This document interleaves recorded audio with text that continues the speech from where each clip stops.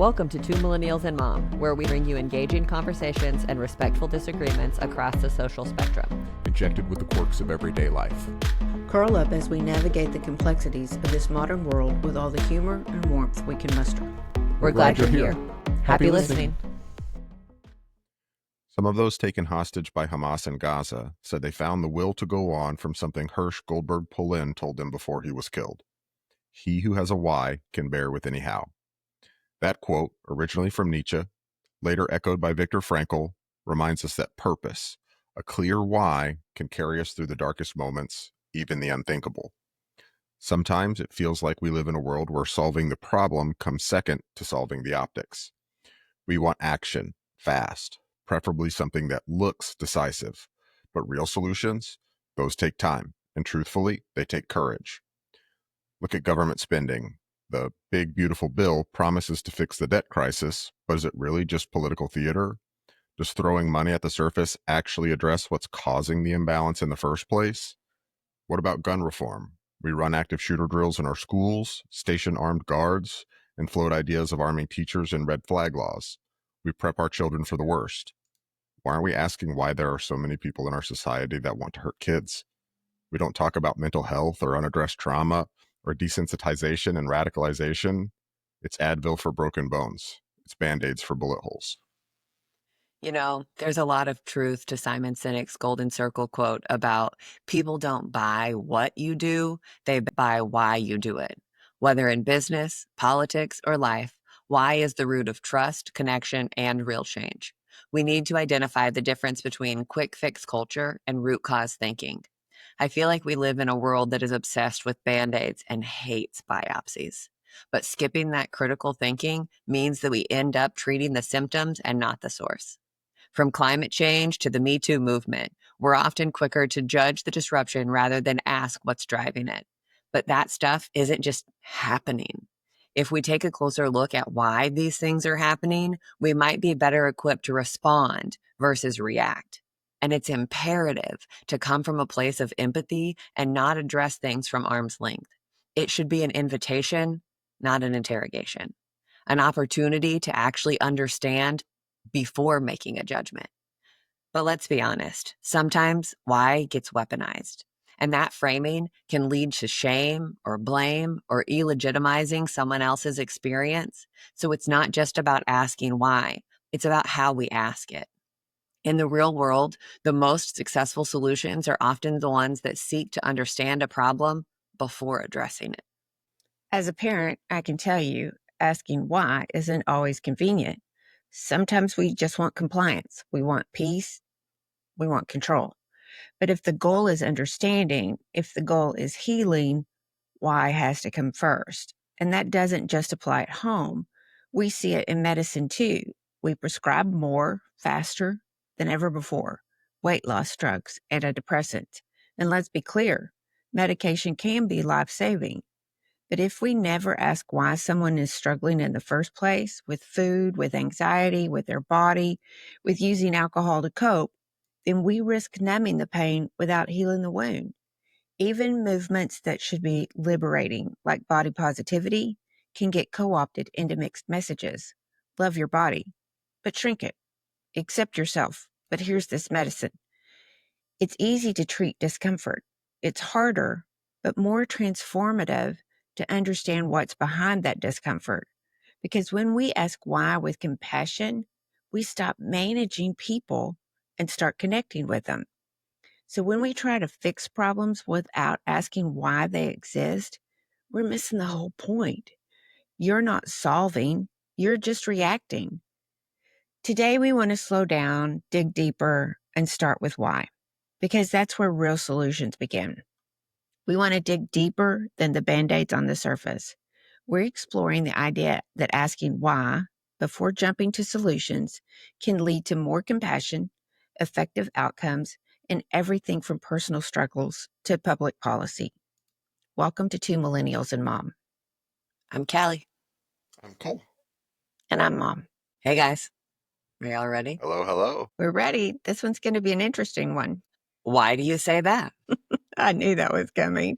That's what we're talking about, is why. The intro was pretty heavy there, but I don't think that the conversation necessarily has to be. I think it can certainly carry weight, but I think having that heaviness up early is really good to emphasize the importance of asking why. So let's talk about it. Why is why so important? One of the questions that we had to kind of walk through and discuss is what's the danger in building solutions around your symptoms?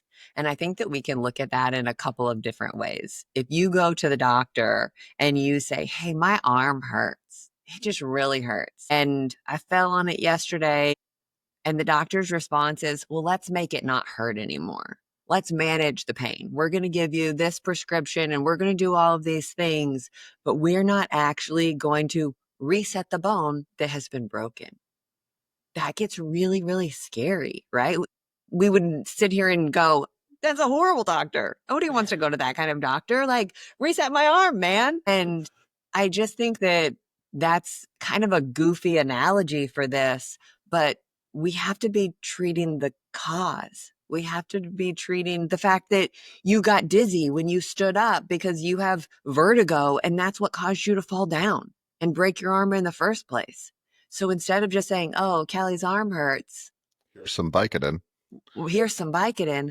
What caused that? So give us some ideas of what we're looking at, like public policy that looks great on paper but misses the root issue. Well, I mean, I think that there are dozens. Cole mentioned several just in the intro there. Gun reform. Let's not talk about kids being in danger. Let's just talk about, oh, we're just going to take the guns away. Like, that doesn't solve anything. That doesn't fix anything. That doesn't stop people from using different methods to get at kids. That's not addressing the root problem. Why do people want to attack children? Right. Well, we're just going to lock the school doors. Well, and I'm going to say on this side, this morning, Dad asked me if I had seen about a guy in LA. He just ran through a crowd, and apparently he'd gotten mad. And so we've moved from guns to cars now to, take it out on people. We're not going to be able to take all the cars away. Right. So we've got to figure out why these people feel like it's okay or it's right to take out violence on people that they don't even know, that they have no idea about. Yeah. Your anger is completely justified for killing people. Yeah. It doesn't make any sense. I think one of the other ones that I think is really fascinating and has certainly been in the news here of late is the big beautiful bill. We're going to make all of these changes so that we can save money to add money to the debt. Yeah. Like, what? What? I was just reading another synopsis on it this morning. It's like, hey, this doesn't make sense for all of these reasons. We're going to take this money and reallocate it to the billionaires of this country and harm all of the rest of these people in the process. Let's do it. Like, what? Well, I mean, I'm not sure where the harm other people part comes from. I haven't read the 1,000-page big beautiful bill, to be perfectly honest with you. I've seen a couple of synopses of it, and to me it seems like a bunch of tax cuts, which for middle class America on paper sounds great.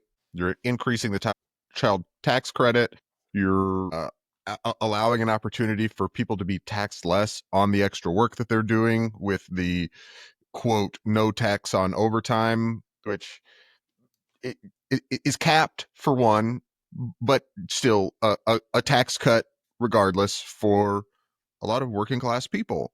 I mean, you're talking about the no tax on tip. Again, that has kind of a cap on it, which I understand. But here's the thing, if you're making $25,000 a year in tips, that's going to be pretty helpful to a degree to reduce your taxable income. But if the goal is if the problem we're trying to solve is this massive deficit, then I don't understand where just cutting everybody's taxes is supposed to help that. Because if you're going to do that, then you have to cut spending even more. Right. And so I haven't seen in this bill, and again, I'm not read in on it. I haven't read the full 1,000-page document, but I'm not seeing where this big beautiful bill is cutting that spending. Yeah. And so 1 + 7 = 8. It never equals 6. Well, we Mom and I are still working through our Harvard class right now, and we went through a section the other day that I thought was really interesting, talking about how bills are viewed from members of Congress, whether the costs are diffuse or concentrated. Okay, we're going to diffuse it across all of these different people for the benefit of everybody or for the benefit of this small group, and how various members of Congress may look at that. They talked about the farm bill. We're going to take and have every single American pay just a little bit more cents in their grand scheme of their taxes so that we can pay for taking care of these farmers when destruction happens. So this small group of farmers, which there's nothing bad or wrong about that. That's not my point. But whether or not we are diffusing all of those costs for the benefit of certain people, there are absolutely times where that is necessary. You know, the Americans with Disabilities Act, the ADA, we're going to say, hey, we're going to put handicap parking in all of these different places and make that a requirement for the benefit of these people who need that. Okay, cool. Sounds good. Every single one of us pays a little bit more for that to be the case. We are all benefiting in various aspects of that. We are not sitting here having to wait for them to walk through the entire parking lot or wheel through the entire parking lot because they can't get to the door. You know what I mean? And so I think that we have to look at it from that same standpoint. We're diffusing the entire cost of all of these things. Like Cole mentioned, the tax cuts. That sounds great. But who's benefiting from all of those tax cuts? On paper, we are. Until you start breaking it down and say, well, you are, but we're going to take this away too. All those Medicaid things that you use, nope, sorry. You're out of luck. Why? Instead of, I mean, I just have a hard time wrapping my brain around, because Jeff Bezos needs another yacht. So we're going to charge him less taxes, but you can't have health care. I mean, I think it's probably a little bit more nuanced than that, because most of the ones that I have seen uh, have exemptions to a lot of these cuts for people that make over a certain amount. Now, that provides a lot of loopholes for the uber wealthy to navigate, which they're already doing. So again, it's kind of a paper versus reality situation. But again, even if it was ironclad and was only benefiting the middle class and was only providing cuts for the middle and lower classes, it still doesn't solve the why. It doesn't solve the spending. It doesn't reduce the deficit. You're just reducing your income. Now, if it was, hey, we're going to give these breaks to the middle class, and then we're going to increase and solidify and remove loopholes for the uber wealthy all in one go to offset that reduction in revenue, then maybe that makes a little bit more sense. Again, not read in on it, but I don't think that that's what it's doing. And it doesn't seem to address the, okay, yeah, so it's reducing spending on Medicare and Medicaid. Is it reducing it by the amount that it's cutting in tax revenue? Probably not. Yeah. So it's not addressing, it's again a band-aid on a bullet hole. It's saying, you got shot, let mommy kiss it and it'll be better. Like, unfortunately, it doesn't quite work like that, because if we're still spending at the same rate, then we're going to continue. The deficit is already massive. We've talked about this in previous episodes. Yeah. That's just how math works. Yeah, exactly. That's just how math works. And so this idea that we're going to reduce revenue and not reduce spending by the same amount doesn't, in order to solve this deficit or debt crisis, you have to start spending less than you're making. And I don't see that happening. So that kind of leads me to the next question. Why? Why would that be on the table? Why are we not talking about that specifically? Those really important questions. Let's just go ahead and pass the bill. Are we afraid of the time that is going to be taken to actually have a discussion about this? Are we afraid of the answers that are coming out of asking why? Why do we need to do this? Why do we need to reduce spending? In that specific example, I think that it's kind of a combination of all of the above that, okay, you're not going to like the answers and it's going to take forever, especially in the divided political system that we have right now with our two parties that seem to be incapable of working together on most of these big topics. Right. Yeah. I mean, but going back to Mom's example a minute ago about somebody driving their car through a group of people, we're just going to throw them in jail and call it a day and We're hope not that going to it figure out. doesn't happen again Yeah. with somebody else. I mean, we know it's like Mom said just a second ago, we're moving from guns to using our cars as weapons. We can't get rid of all of the cars. So at what point are we going to start addressing the anger that is causing all of this, the frustration that Ooh, I is think that's a setting very people good off? point. We talk so often about it being mental health, but what if it's just anger?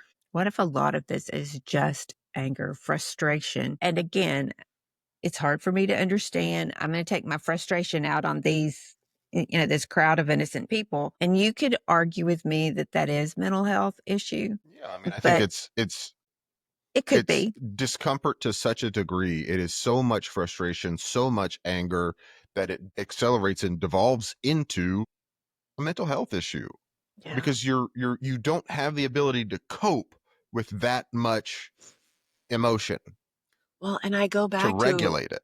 kind of left turn here for a second. I go back to our conversation about the men of tomorrow. We're not teaching them how to deal with rejection. We're not teaching them how to deal with frustration. So then they grow up to be men in power of any sort, whether that's over the McDonald's that they're managing or the White House. And they don't have any concept of how to work through an issue. I don't like it. That's not what we're doing. So just screw it. Everything's done. Like, what? Like, are we afraid of the emotional labor that goes into asking why? I think we haven't Yeah. taught people to deal with the emotional labor that it takes to do that. Yeah, I think people are afraid of it because Why? they because it's been so culturally Made the not norm. even accepted, but required for men to not show emotion, to not have emotion. Yeah. Oh, Yeah. I was listening to a podcast the other day. I don't even remember which one it was. And they were talking about it was two women talking. So it must have been Call Her Daddy, would be my assumption. But I will not even date a man if he is not in therapy. And I kind of had that same reaction, Mom. I was like, whoa, like that's pretty specific. But yeah. then the more I started thinking about it, I'm like, oh, think about all that you gain as a person, being willing to talk your emotional baggage out, to address it and discuss it and work through it, and what the future of that looks like just because you're willing to go. And so maybe you don't have to be in therapy every week in order for you to be a legitimate candidate. But I think that it does require a willingness to have those conversations. Yeah. I also think to a degree that that's cope. I think that saying, oh, you have to be in therapy, to me, that's a red flag that I'm not willing to help you with your own emotional distress. So you need a Mhm. professional to do it. I agree. And I don't want to put up with a relationship like that. Yeah, I get Again, that. though, I think, I'm reading a series about some brothers, and their father taught them to face their emotions, that it was okay to be vulnerable, that it was okay, to say, I'm angry about this, or I'm frustrated about this, and so I think it comes down to we aren't teaching people how to cope with their own emotions. And so this is, like you say, Cole, this is the frustration that we're getting is because they don't know how to deal with these emotions. And we're not teaching each other how to help us No. with our emotions. We're not teaching our young men to help them if they have a partner who is struggling emotionally. We don't teach people how to help with those scenarios. We teach them that, oh, you need to go see somebody, Yeah. Right. which Well, is detrimental to a relationship. I feel like we should be there to be each other's support system. And we're telling, I'm unable to support you, so you need to go seek help for this. When I'm unwilling to support you. I'm unwilling to support you. yeah. And I think that, I was listening to the Joe Rogan Experience with James Tallarico yesterday. We've kind of been passing around between the three of us. And even they said, they're like, we're not addressing anything head on. We're just diffusing it and calling it a day. It's too hard to talk about, so we just might as well not do it. James tells a story about a guy that he met when he's in the Texas State Senate, or in Texas Congress. House. State House. Thank you. He's in the Texas State House, and he met another House member who they're on complete opposing sides, total polar opposites. And they share the same name of James, which is not an uncommon name. And he makes fun of it. He's like, I know it's a goofy thing for us to have bonded over, but we did.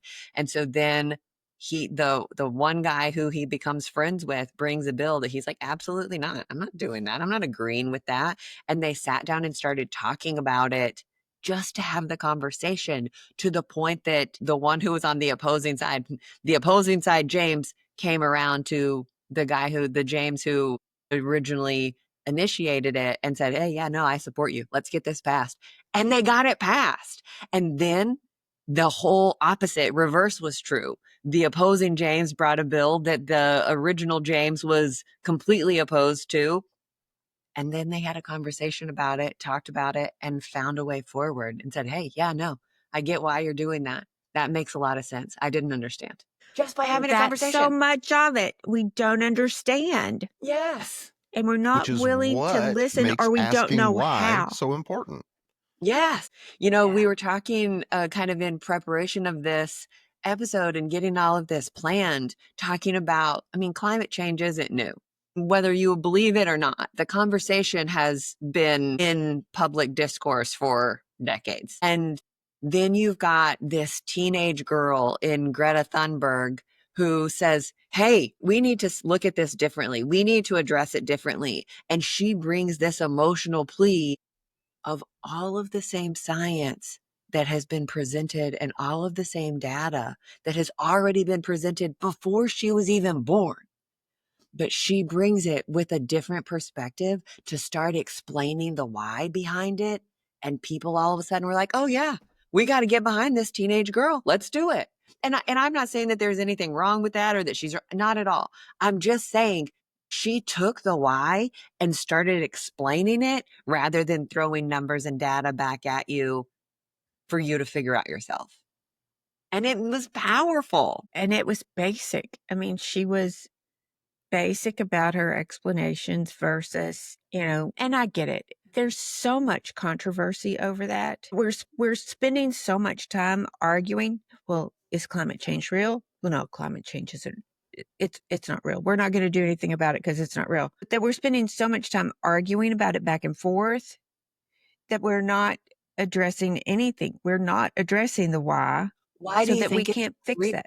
Why do you think that it is? What is Yes. showing you that this is going to impact me? Why do you think that that is going to be a problem? What would happen if that did become a problem? No Yeah. questions are being asked, why or otherwise. It's just, I've decided I don't believe you. I've decided I don't believe in that. End of conversation. Yeah. And that's detrimental to all of us. Whether climate change is or isn't real, we can't even have the conversation. Yeah. We had a discussion several episodes ago about the bear versus man. And I think it still comes back to that we have to ask why that many women are afraid of men. Why do they feel unsafe? And what's going on there?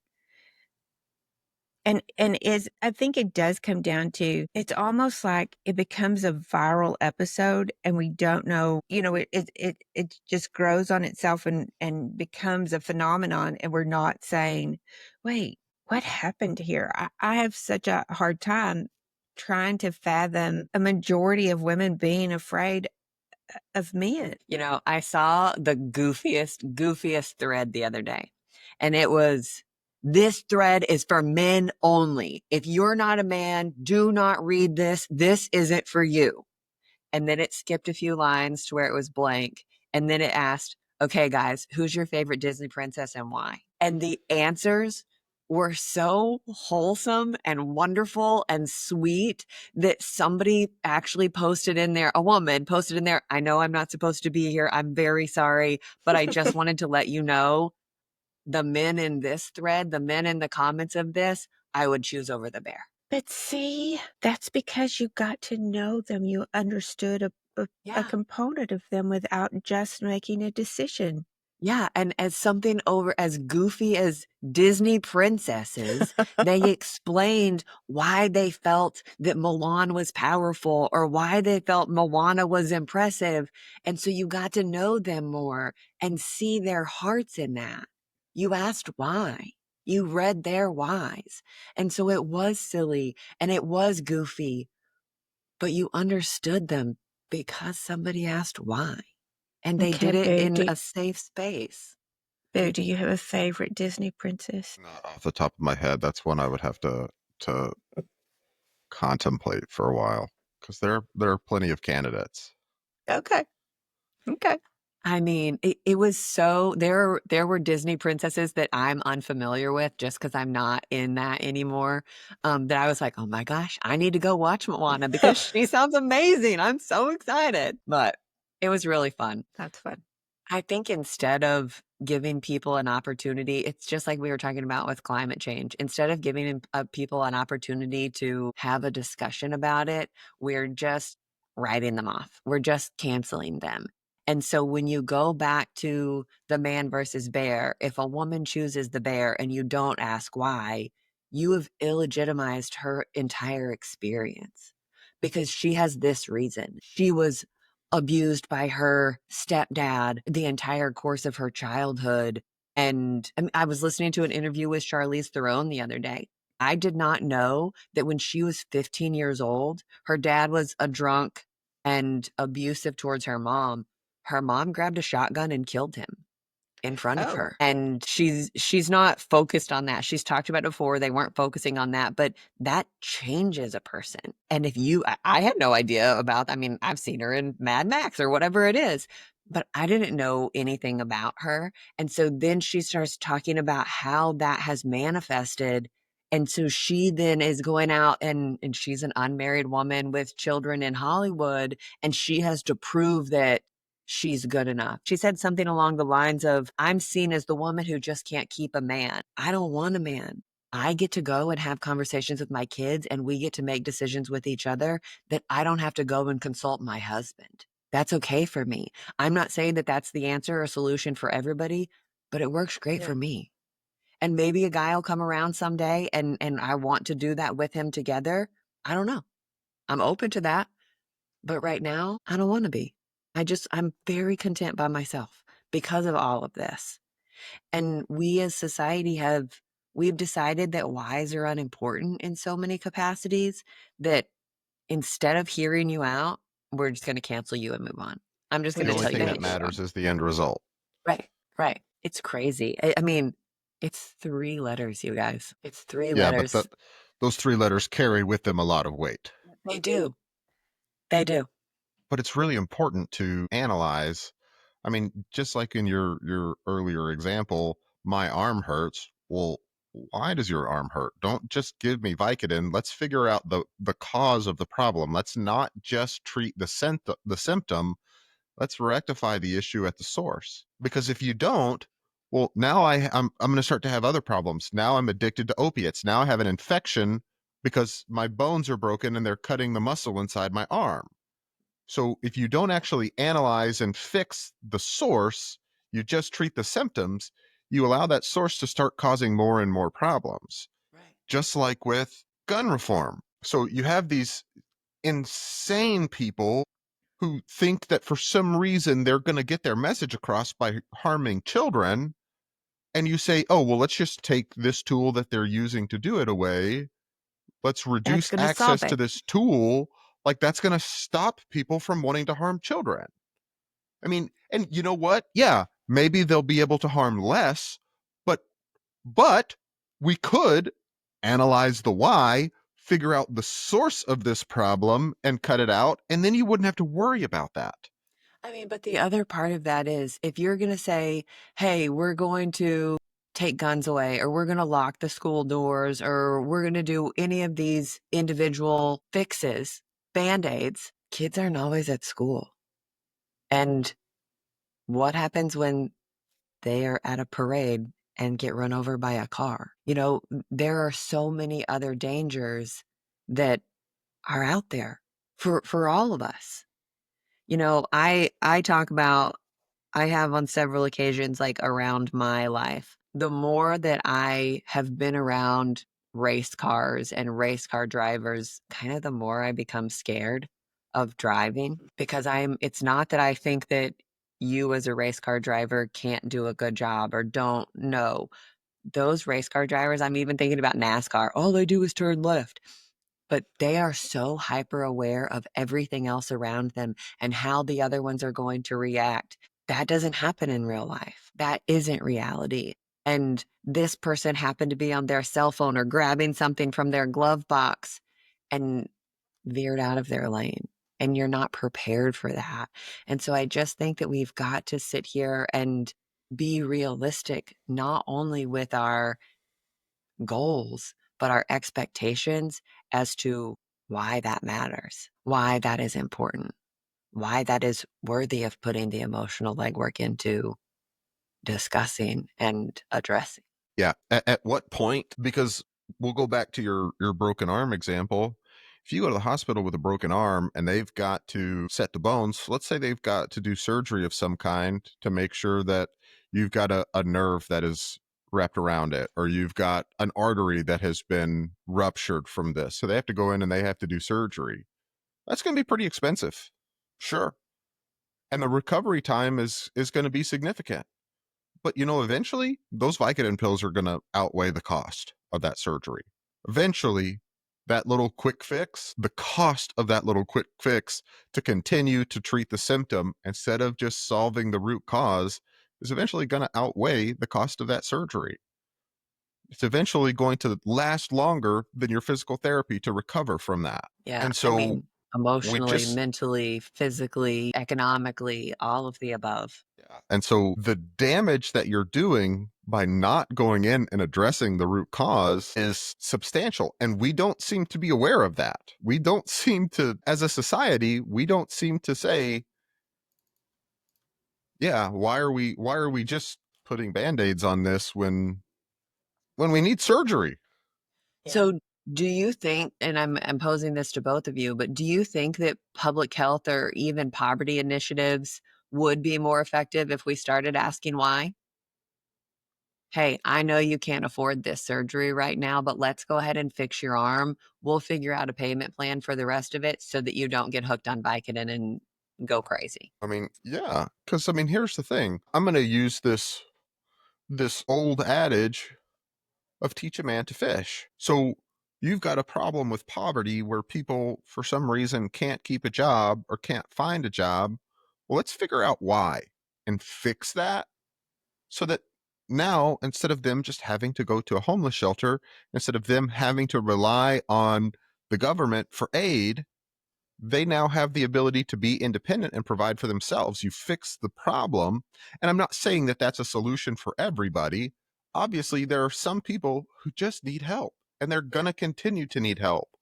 But the vast majority of people, I would surmise, if you could fix the problem that's causing it for them, then they can take care of themselves. They have an opportunity to be dependent, to maintain some dignity, to earn the respect of the people around them, and then they're no longer a burden on society. They're now contributing to society.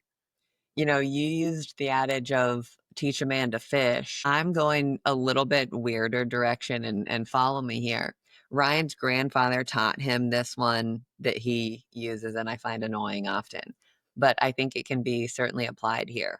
Buy once, cry once. Spend the money the first time to get it all fixed, to get it exactly how you want it, so that you don't ever have to do it again. Spend the money on the surgery. Spend the money on figuring out why it is that this man is homeless so that he can get into an actual home and get back on his feet so that we're not letting him sit here and suffer for the next however many years. Generationally. Generationally. I mean, if I think of poverty and I start trying to think about the reasons for poverty, it is a lack of education. It could be a lack of family, could be a historical that you just have never seen the example of doing something Opportunity. better. Opportunity, that's a great word. There's so many things there. And the thing is, it's not a one size fits all, No. which makes the why a lot harder. But if we don't ever focus on that why, we don't ever really fix anything. I think we get this too right now with our polarization that I see. And Callie, you talked about the two Jameses. And I think that's so significant. It does not appear to me that we're having conversations back and forth. We're not looking for any type of compromise. This is, I'm a Republican. This is what I'm going to do. This is what we're going to do because we're Republicans. And it's the same on the other side of the aisle. Absolutely.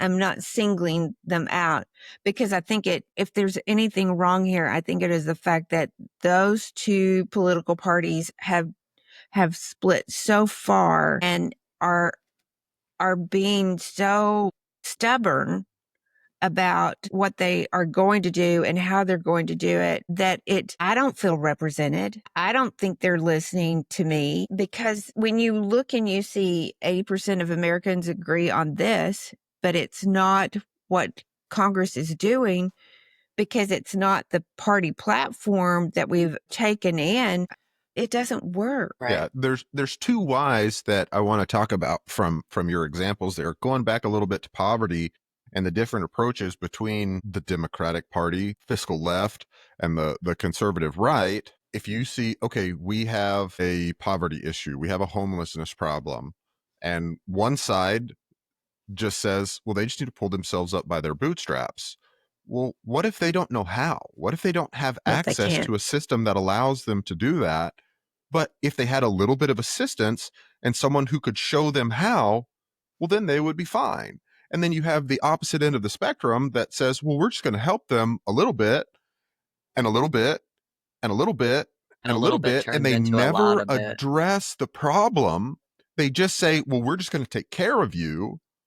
Well, that doesn't show. And that's why those two systems butt heads so much on this topic, is because neither one of them are addressing the source of the problem. They're just saying, you have to do this to fix it. I'm not going to show you how to fix it. I'm not going to teach you how to fix it. I'm not going to provide any resources for you to fix it. I'm either just going to fix it for you or tell you that you need to fix it yourself. I was going to say, it's one or the other. You can figure it out yourself, or I'm going to do it for you. There is no middle ground. There is no why. There is no learning. There is no education. You do it or I'll do it. No teaching a man to fish. No teaching No the man to teaching a man fish. to fish. There's giving him fish or telling him that he needs to catch fish. Yep, I agree. And I go back to tangent, sorry. I go back to that being such a flaw in our current two-party system. Their representation is so massive, and politicians aren't my favorite either, you guys. But at the same time, we need them, but we also need them to represent us. We need them to be willing to go and ask why, to dig deeper, to reject you do it yourself or I'm going to do it for you, to be more creative and come up with better solutions. But in order to come up with a better solution, you have to dig a little bit deeper. Yeah, What and really that is was the kind of problem? the second why that I wanted to address that you had talked about there. We as a society on both sides need to ask, why aren't we being represented? Yeah. What is happening here? What is causing this problem? Because everybody has one idea or the other. Oh, well, they're just controlled by lobbyists, or oh, it's too hard to work with the other party, or whatever the reason is as to why we're not being represented. Oh, they have to fall in with their party politics. But I agree with most of their platform. So I'm just going to let them do Good their enough. thing and Close enough. keep voting for them. We as a society have to ask, why are they not representing us in a way that we feel is adequate? And then Well, address that problem. and James Tallarico brings up a really good point. As a member of the Texas State House, he makes $4,700 a year in that position. He was a middle school teacher before this. What? I was just going to say, plus a per diem that Plus brings his that per up to diem about 38,000 when they're in session, yes. when they're in session. But still, let's say he makes $40,000 a year. How many people can afford to quit their job to go do this full time and to provide for their family or themselves off of $40,000 a year? So why are they doing it? Why are Why they what? taking that pay cut? Why are they doing a job for so little? There has to be a reason. Yes. And I think for the vast majority of them, it's probably not the money, It's not the money. at least not from that Yeah. particular job. So what's the benefit to them? Yeah. Because I think there are some, like James Tallarico, who are doing it because they want to improve their society. They want to improve the community around them. Yes. I think others are doing it because it gives them a leg up for something that's paying them other than their job as a representative. Putting them in some kind of power that is different than that specific financial advantage. Yes. But I think that also prevents so many other people from participating. Yes. And so the question is, because I was shocked to hear what his salary was. And I did go and double check his numbers and everything because I was like, no, that can't be right. And he was accurate in what he said. And you're just thinking, that's so strange for a state like Texas to have that low of an income for a Texas legislator. But is it though? If you happen to be he or she who is in power, you can then reach out to your friends and your peers and say, "Hey, I know you don't need that money either. Come join me on this. Let's do it." Because if we do it together, we can do it how we want. And who's there to stop you? Who's there to object? Because that fireman is still at the firehouse because he needs more than $4,700 to provide for his family at home. So I'm going to round up all of my buddies and we're going to do this because we don't need the money, because we have the power.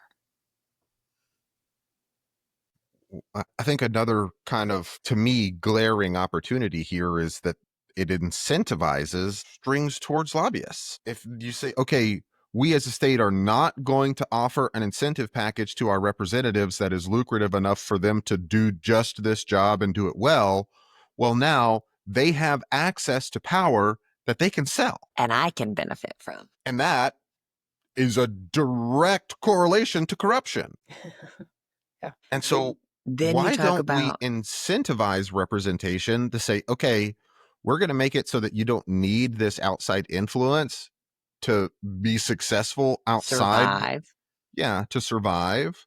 We're going to make this job in and of itself lucrative. But in order for it to continue to be so, you have to represent the people you're supposed to be representing. You have to represent your actual constituency. Yeah. Because Cole said this in the last episode about courageous participation. If we were actually participating and we were actually educated and putting our votes where they actually were going to do the most benefit for us, those same people wouldn't still be in office because we as the people are reaping the rewards because we, the people, are being represented. Our needs are being met.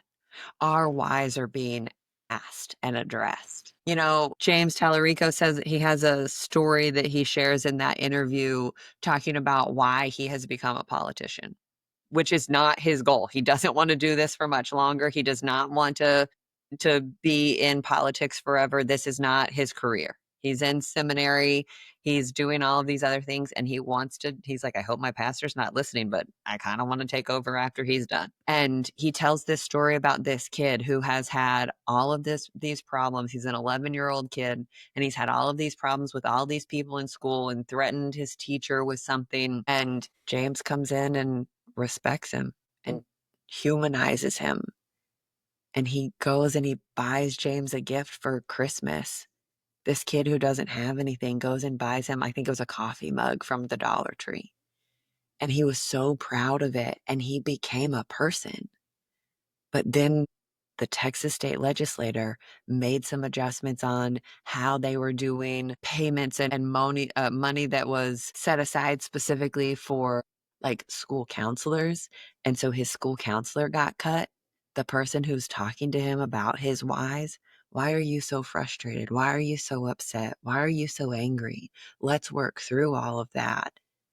And the kid had problems immediately all over again, and he never saw him again. And that's Like, why he became a legislator. And what he says is that every bill he looks at from a perspective of his kids in how will his this school. impact them? And he's working in West San Antonio, is that where it was?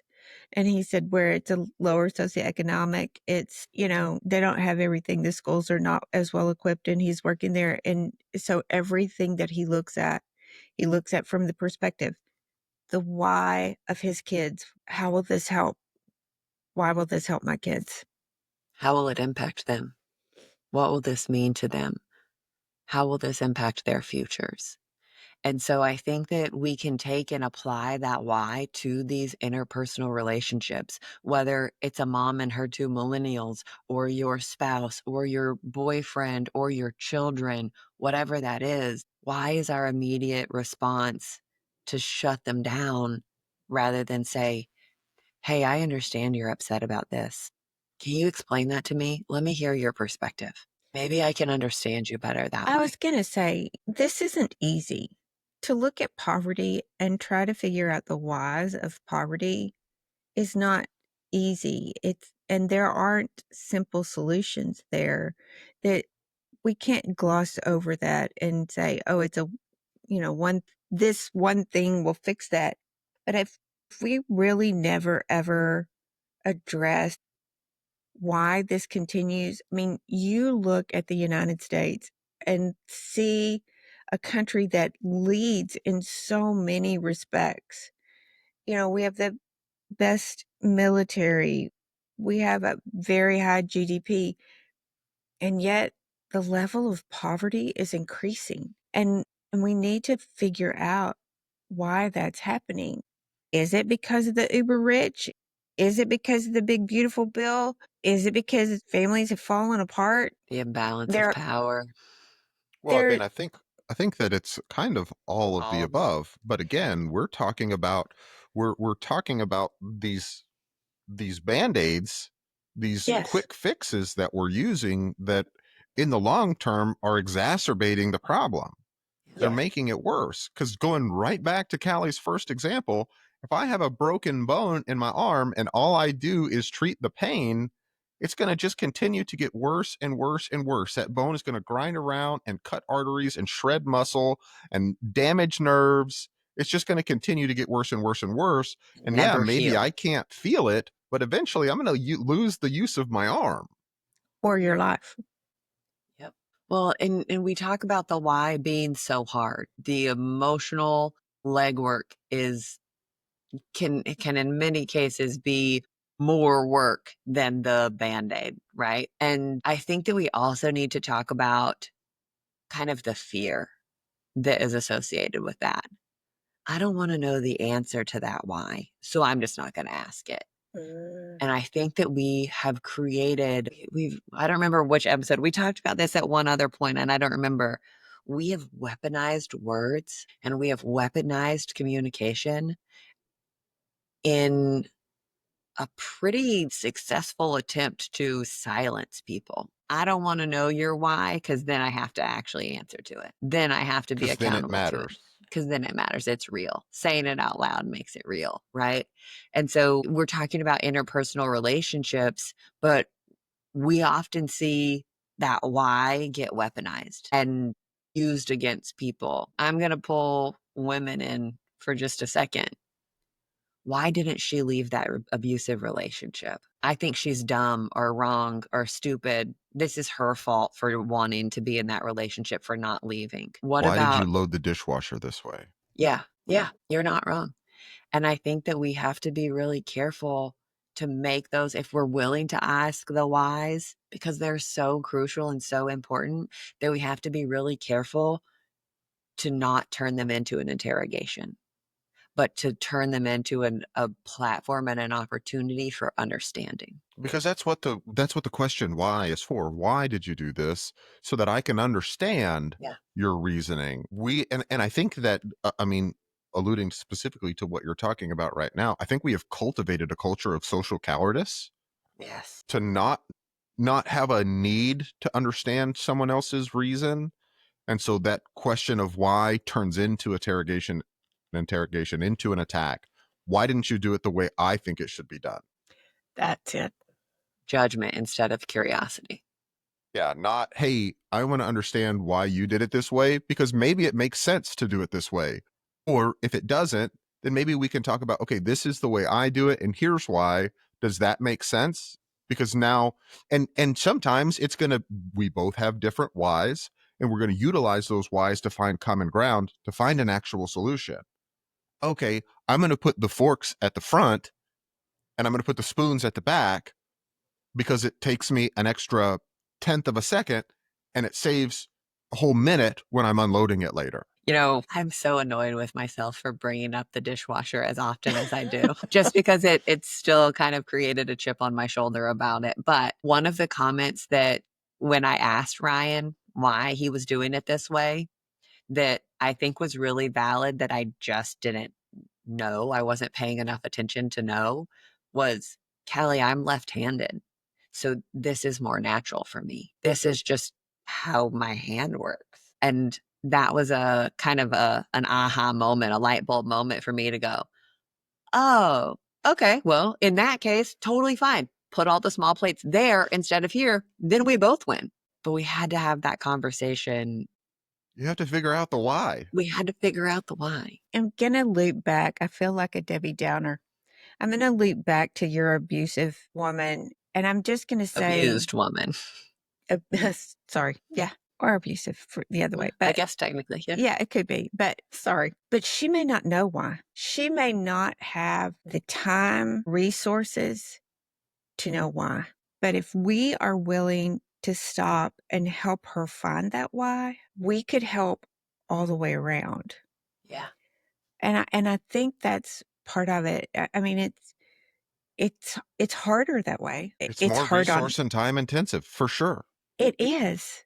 Up But front. yes. Buy once, But cry once. But what Do if it you one time. save her? What if you save her or you save her children? What if something good really comes of that? What if she develops some strength there that she needs just because you stop to say, why? Why is this happening to you? Yeah, because you have to analyze the problem to find an actual solution. And that takes guts and that takes time. But again, going right back to the arm, if you just take the Vicodin and you never solve the problem, it's more expensive in the long run. Yeah, treating you for sepsis and then eventually the same surgery that was going to be too expensive in the first place, plus all of the Vicodin, plus all of the rage that you have taken out on your family and your peers. I mean, it adds up really fast. Yeah, I mean, we So, talk about this healthcare crisis in the United States and people don't have access to healthcare. Have we stopped to ask, why do we need so much healthcare? Why are we so unhealthy? yeah, Why do these corporations feel like they have to start cutting corners and trying to cheat people out of things that they need to make a profit? right. Well, I think it's probably because we as a society are extremely unhealthy and we're unwilling to address it. Yeah, yeah. The willingness of why. So we've sat here and talked about how all of these whys or why all of these whys are important. Conversations to have, education to share, community, better understanding, all of that. So that kind of leads me into um, a very head in the clouds weird thought for us today. The more I think about it and the more I sit here and kind of contemplate on these things, the more amazed I am and frustrated that we're not having these conversations, that we're not talking about the why, that we're not willing to dig into these solutions. So my weird thought is this: what would all of these different situations look like if we actually did target the root cause instead of the symptoms? If we treated the broken arm instead of prescribing the Vicodin?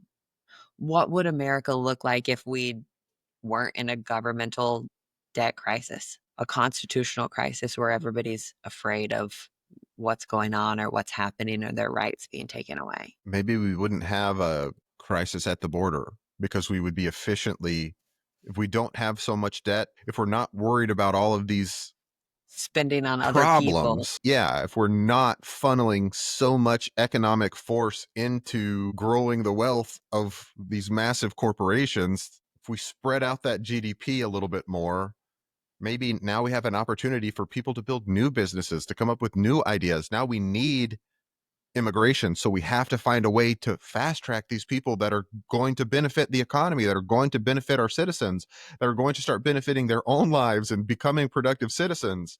Maybe it forces us to streamline so many of these processes to make them more efficient, to continue to feed the growing system that is working to everyone's advantage, not just a small few. What would be like, how exciting would it be if leading up to the 2028 presidential election, we had candidates up on the debate stage that were pushing each other on ideas rather than who's better at Attacking each golf, other. Let's, than instead of attacking each slinging other. mud at each other, let's say, okay, well, here's what my solution will bring, and here's how we can get there, and we can even incorporate your part, and this is the potential outcome. You know, I Not never thought of not that. your system is never going to work. Your system is bad. And this is how it benefits the American people. Yeah. What happens if kids didn't have to go to school and worry about doing active shooter drills and worry about their school getting shot up because somebody was angry at something else? You What if mean they just just being got to kid? go be kids? Yeah. Yeah, so maybe you now have less kids who are becoming shooters. Right. Maybe you're solving your own problem. And Mental health maybe I was just gonna say, issues.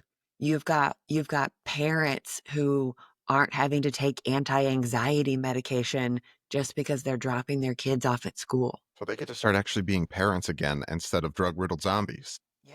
Yeah. I mean, They're now more efficient at work, so they can spend less time there and spend more time with their kids. you could go to a concert and enjoy the music and meet the people around you in the seats who also enjoy that music and have a great time instead of being afraid that at any moment a bomb is going to go off. What if we created something that actually helped people out of poverty or educated people? What if we had the funds to do that? What if we've talked before how the COVID stimulus, the $5,600 of COVID stimulus, made such a significant difference for kids during that time. They ate better, they were brought out of poverty. What if there was a way to help people come out of that? What if we weren't paying so much money in interest on all of our debts as a country that we got to apply that interest to other people, To the to people. families, to Americans? It's certainly a dream. And really truly achievable if we just get out of our own ways, if we start talking. You don't have to talk about everything. You don't have to educate yourself on every single topic, but go pick one and figure that out and start coming up with solutions That and makes a then difference to share it. you. Yes. This last one you have here, I think, is really interesting, Callie. Supporting each other instead of constantly competing. Do you know what most of the best competitors in the world will tell you? Practice against the best. So instead of sabotaging the people that are your competitors, make them stronger, because that will make you stronger. You get better. It will push you harder by having stronger competitions. Was thinking about innovation. If we had, you know, no debt, what would innovation look like? What? Everything is possible. Yeah. If we're answering whys, I think that increases innovation. If the funding is there, that increases innovation. If the conversation is there, that increases innovation. What could we come up with? We talked about the pine cone in our last deal, that Wildfire detectors. the wildfire detector. What if that was an everyday kind of thing, that people were calm enough and stable enough that they could, have the time and opportunity to do amazing things? Instead of attacking the other idea to make yours look better, you just make yours better. Yeah. Well, I mean, You or spend the time to say, my idea is not as successful. It is not as good as this other one. So I need to improve my idea to make it better instead of trying to make everybody else think this other idea is bad. Right. I mean, leveraging what has already been done by somebody else. Hey, these people have come together and put together this biodegradable, totally clean wildfire detection system. Hey, can you look at my thing that I'm working on for floods and see how we can apply some of the same logic that has been so successful for you to mine? How many people would benefit from fewer wildfires and fewer floods? Why does yours Collaboration work? instead of Competition. yeah. Well, I mean, I think competition is really healthy, and like I you do. say, I do. competition drives innovation. But if you're not improving yourself by making someone else worse, Right. that's not actually innovating. That's the opposite of innovating. Right. So again, Stifling going back to innovation. those top competitors, how do they make themselves better? They collaborate with other competitors. They say, hey, this one technique that you're using has these disadvantages. Here's the technique that I use. Here's how you can incorporate it into your own style.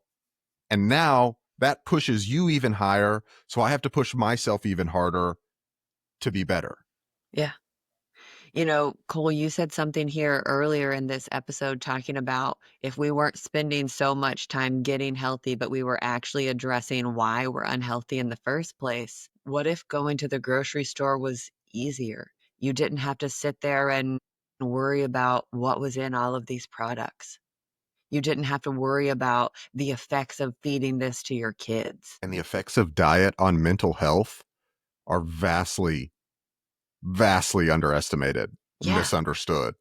And totally related. I mean, you guys, what if we were spending time celebrating birthdays instead of dreading and drowning in cancer diagnoses?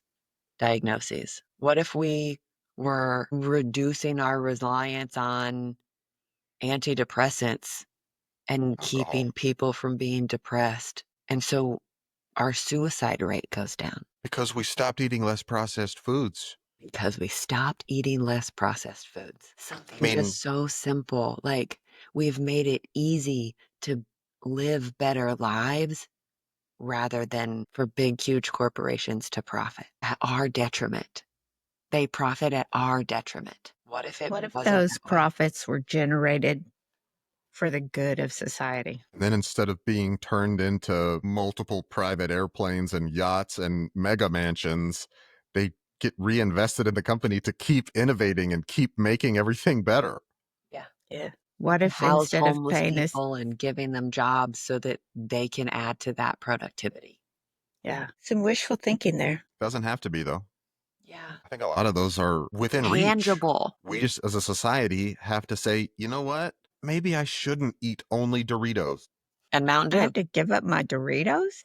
I'm not even saying you have to give them up, but maybe you have one bag a month instead of 6 bags a week. Well, maybe they don't have high fructose and they don't have, Red dye number 27 and yeah, carcinogens in them.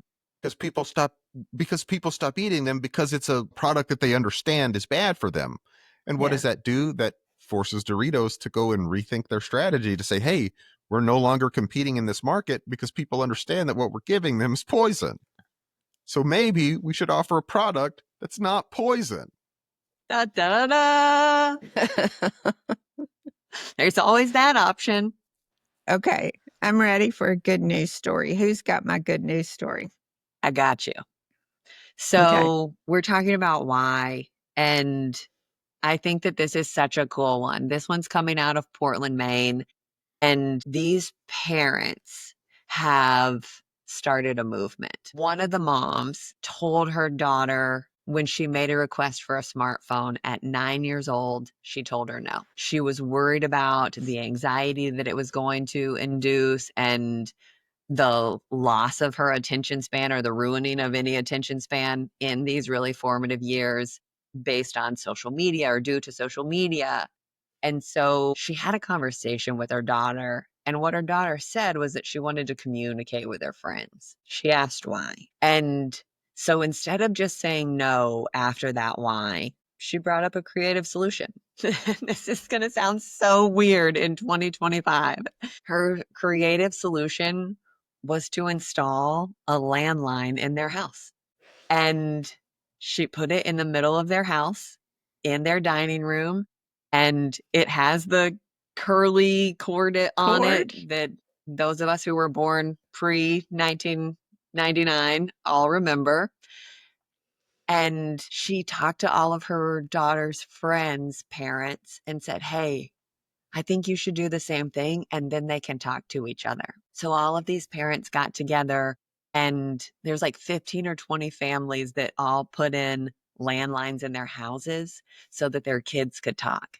So they created a safe, monitorable, tech-free, relatively tech-free circle of communication amongst these kids. And the parents noticed all of these dramatic changes in their kids. Their kids, because they're not on smartphones, they're having to sit there with a physical phone tied to their dining table to talk to each other, became more attentive, more empathetic, and more articulate. Wow. One mom was talking about how her daughter's conversation skills progressed mind-blowingly between January and June, because without the distractions of all of these screens, they actually listened to each other and engaged with each other. I love it. We all just got rid of our landlines. And now then here's a solution to say, hey, you want your preteen to Yep. develop communication skills. Here's how to do it. Form a group of parents with landlines. Yeah. Yeah. But what an innovative way to think about it. I love Yeah. it. Yeah. So in a fast-moving digital age, these families are proving that sometimes going old school can help their kids gain modern day social skills. And that's I good love news. it. I love it. Thanks for that one. I just thought it was so cool. Yeah, it is. All right, you guys. Interesting conversation today. Be willing to ask why. And mean it. Do it from a place of compassion, from Yeah. empathy. Listen Be to the genuine. answer. Say, hey, you and I don't see eye to eye on this, and we have to figure out why so that we can try to come together and find a solution. Where do we agree? Where Yeah. is that common ground that we can start building off of? Why isn't what we're doing working? Yeah. Do the legwork. Love you guys. Love y'all. Love you too.